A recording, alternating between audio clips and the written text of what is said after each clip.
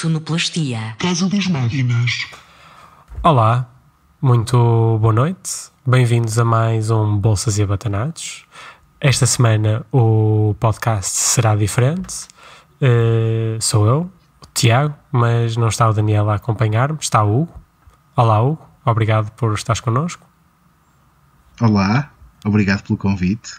O Hugo e eu já nos conhecemos desde finais de 2017.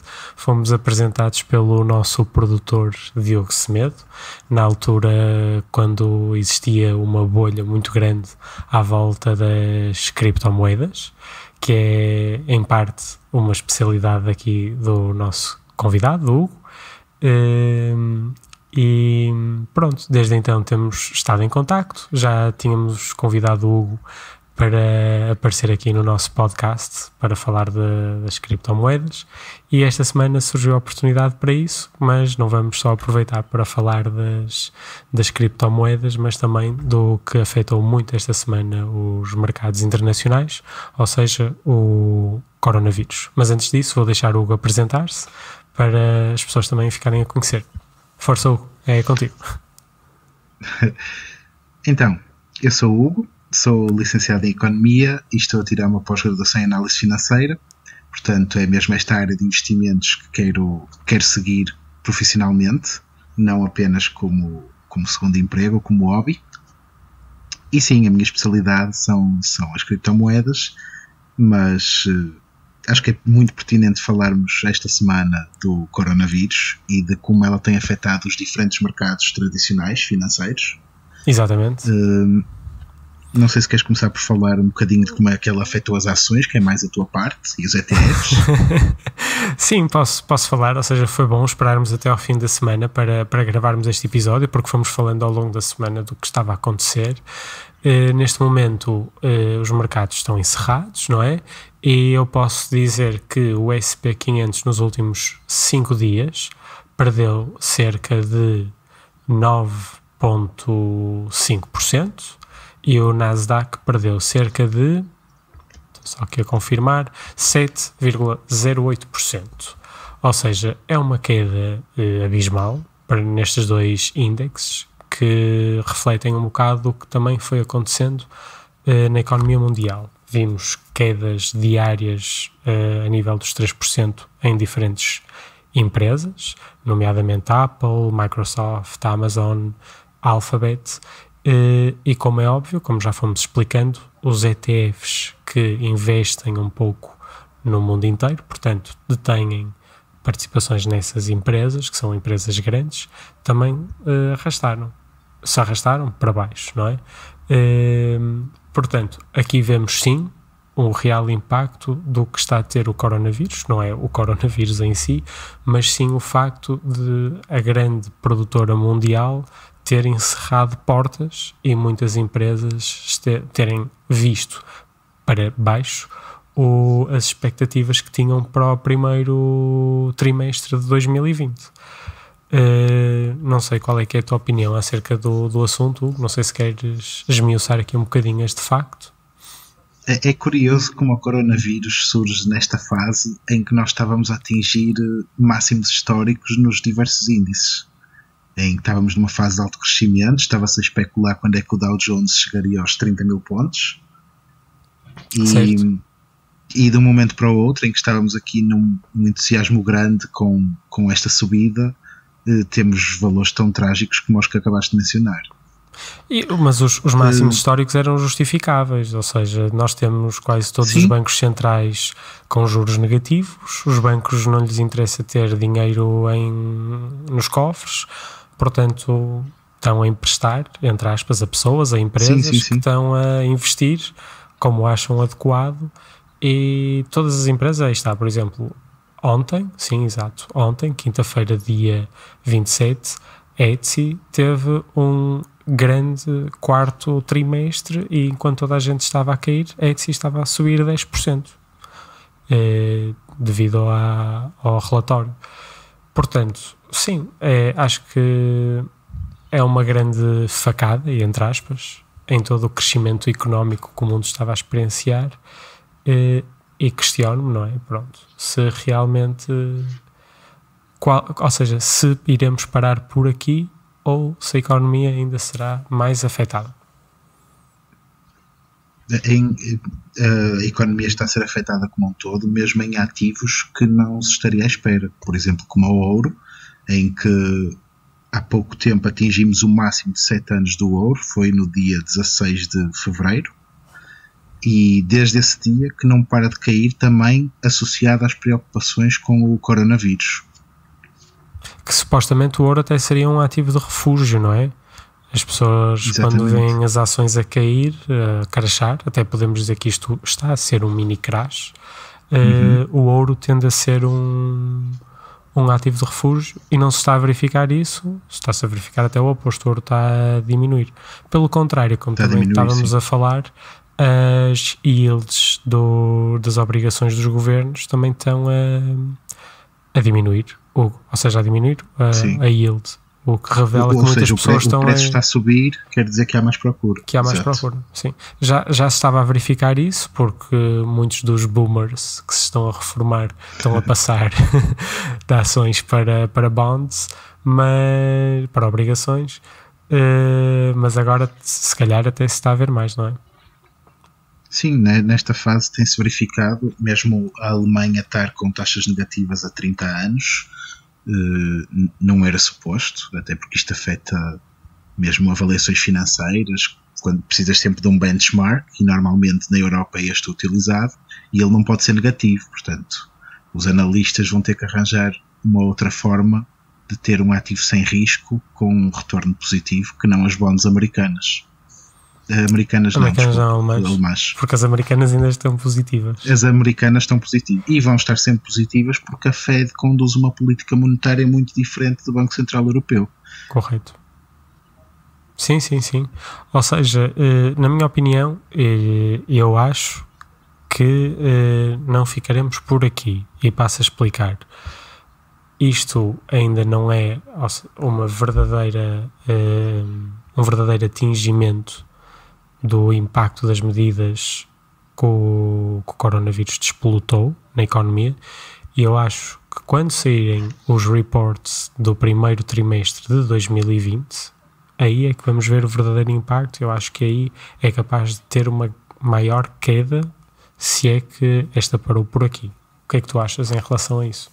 Sim, eu concordo, até porque pelo menos na parte da produção da China já vimos que isso está a ser severamente afetado. E quando a produção da China para, todas as outras empresas vão acabar por ser afetadas, e isso vai se refletir nos tais resultados do primeiro trimestre, que vão acabar por ser provavelmente piores que os expectados. Claro.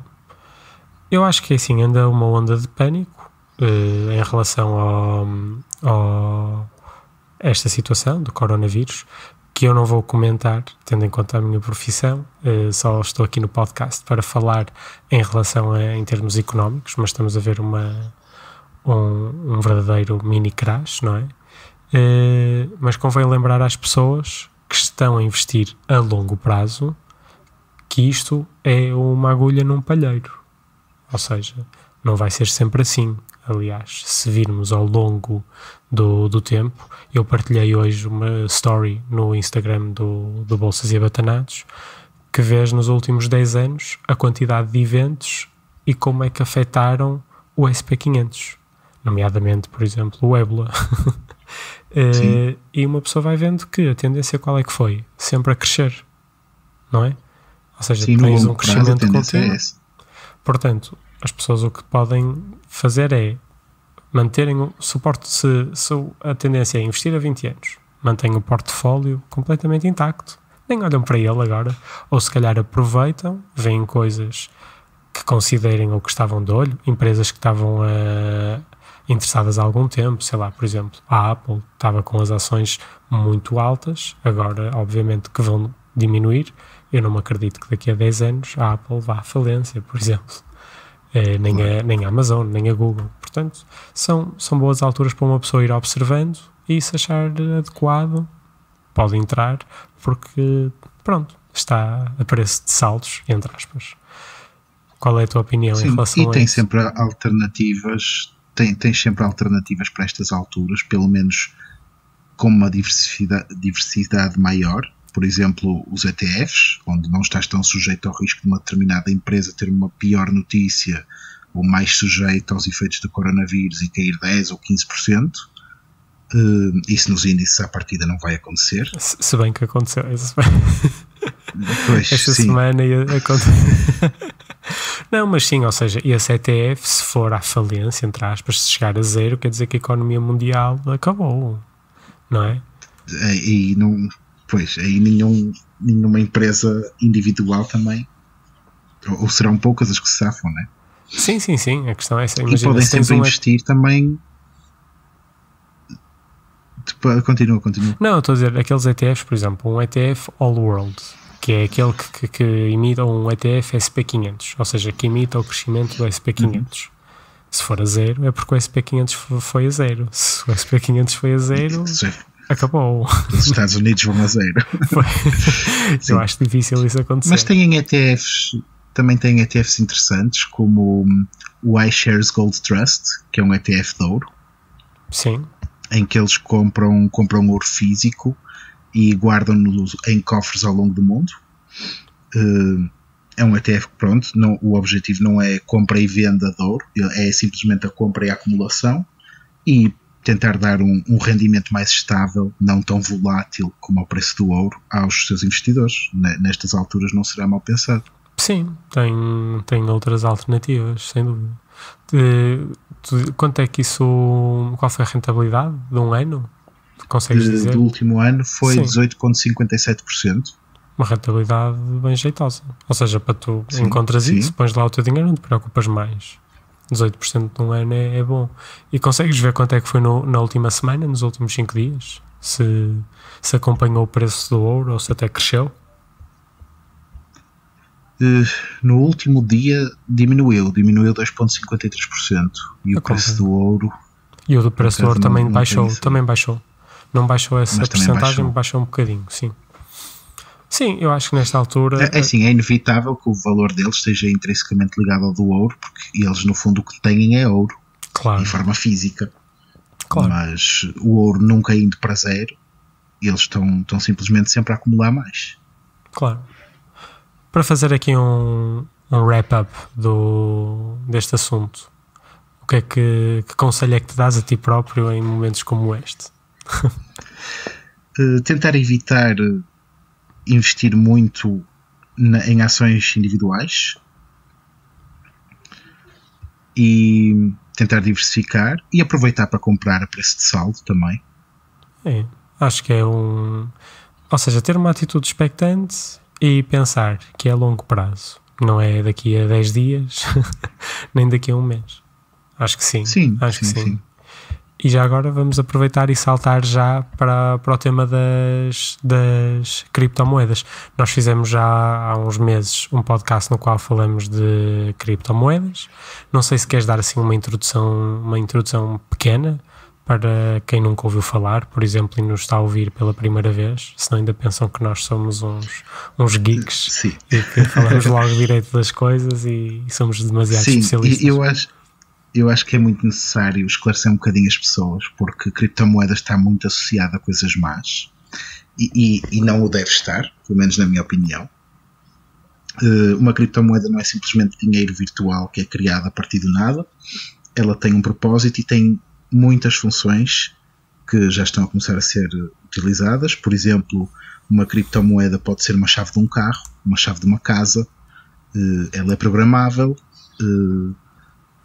E uma das coisas importantes é que nos dá liberdade. Ninguém nos pode cancelar transações. Nós somos, entre aspas, o nosso próprio banco quando temos uma criptomoeda.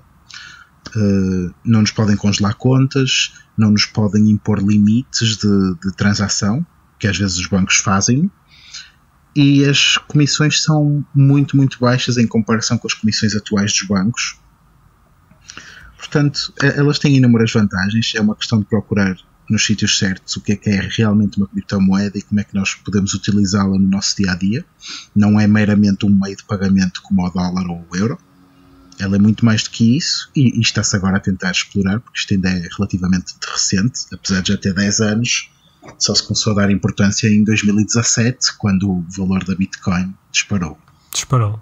Ainda bem que disparou, porque nós conhecemos-nos assim e desde então temos mantido contacto e aprendido muito um com o outro. Depois o Daniel também entrou e também nos ensinou bastante e acho que também aprendeu bastante connosco.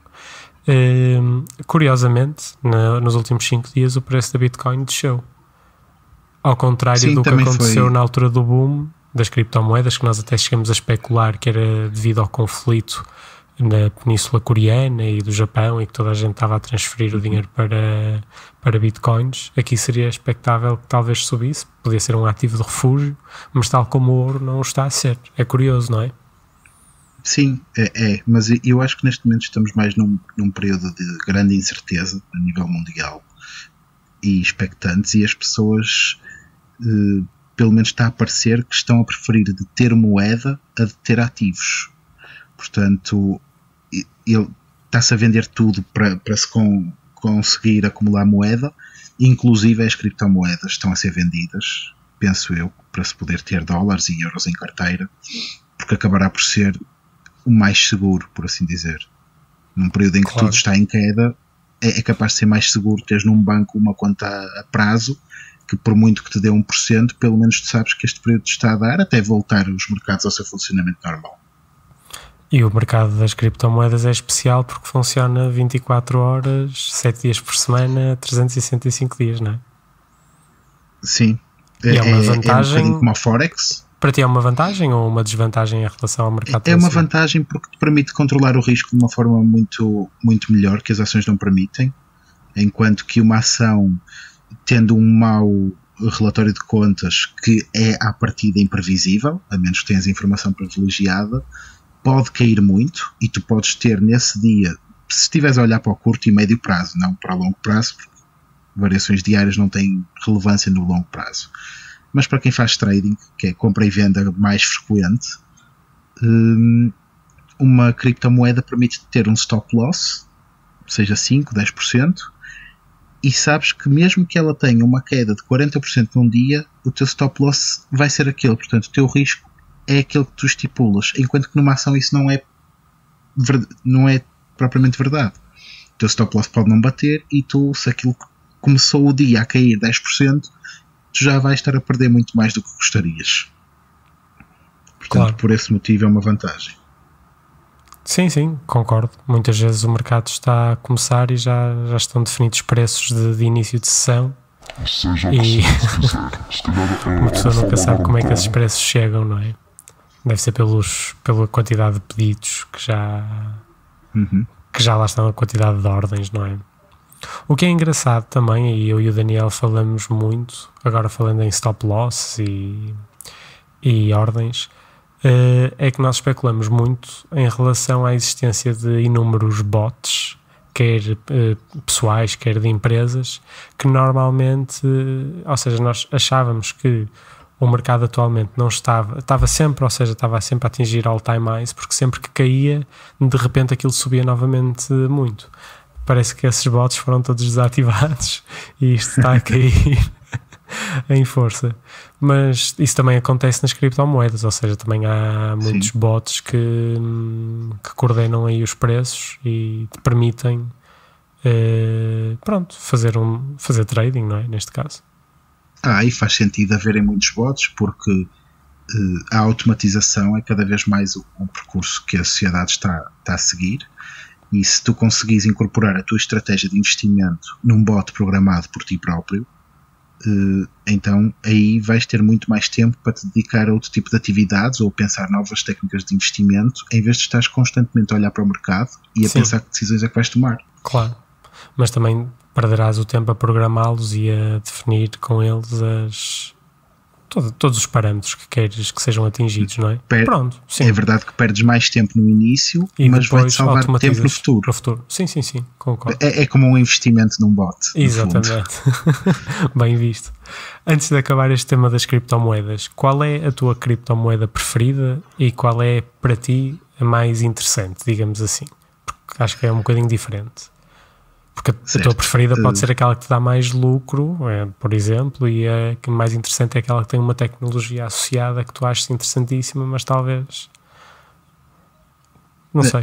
Eu acho que a minha resposta vai ser igual para as duas, porque para mim a minha preferida é a Bitcoin, e é a minha preferida não só por ser aquela em que eu mais confio e que tem a maior parte da market share das criptomoedas, portanto a mais segura, como também é a mais interessante, foi a pioneira e é a que tem a blockchain mais segura do mercado, ou das mais seguras, apesar de termos blockchains centralizadas como a Ripple, que acabam também por ser bastante seguras, mas oferece bastante versatilidade, ou seja, todas as inovações que as outras criptomoedas trazem, e muitas delas trazem coisas bastante novas, podem ser aplicadas na Bitcoin.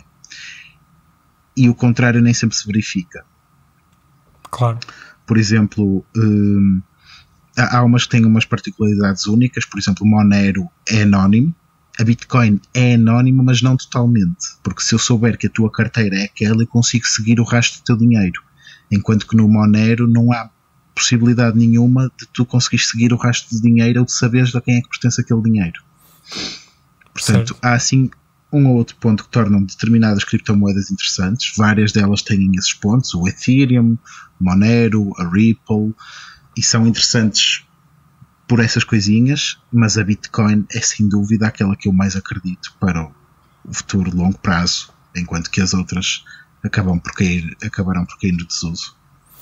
Eu, em relação à Bitcoin, concordo, foi a primeira e é aquela que tem o maior market cap, e acho que sim. Em relação à mais interessante, eu por acaso acho que a Ripple, por aquilo que se propõe a fazer, ou seja, substituir o Big Swift, não é?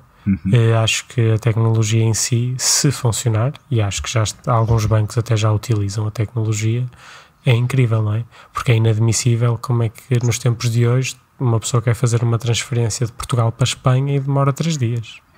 Pelo amor de Deus. Não faz sentido absolutamente nenhum. Para além das taxas bancárias que pagas serem altíssimas. Exatamente, que hoje em dia não faz sentido, e o Ripple propunha-se a fazer isso em segundos e de graça. Sim, portanto, eu não gosto muito do Ripple pelo facto de ele ser centralizado, ou seja, há uma entidade que controla a emissão dessa moeda, que é a própria empresa, e ela é a própria empresa, e ela é virtualmente infinita, porque se a empresa decidir emitir muito mais Ripples, tem poder para isso. Isso para mim é uma desvantagem para o Ripple, uma grande desvantagem, mas sim, vejo utilidade no Ripple no mundo atual, exatamente nessas medidas que eles se propõem a fazer, claro. Ok, sim senhor. Para finalizar, queres dar assim, nós como sabes, tu ouves-nos muitas vezes e dás-nos conselhos, já sabes que nós na parte final costumamos aconselhar uma série, um filme, um livro, não sei se queres dizer alguma coisa, que assim até me dás uma ajuda, que é eu no domingo costumo fazer um post de livros no nosso Instagram e assim até utilizo o teu. Sim, é bastante interessante estar aqui do outro lado, porque enquanto ouvinte sigo-vos atentamente e gosto bastante do programa. Obrigado. Mas tens que vir mais vezes agora, atenção. Claro que sim. Próxima com o Daniel.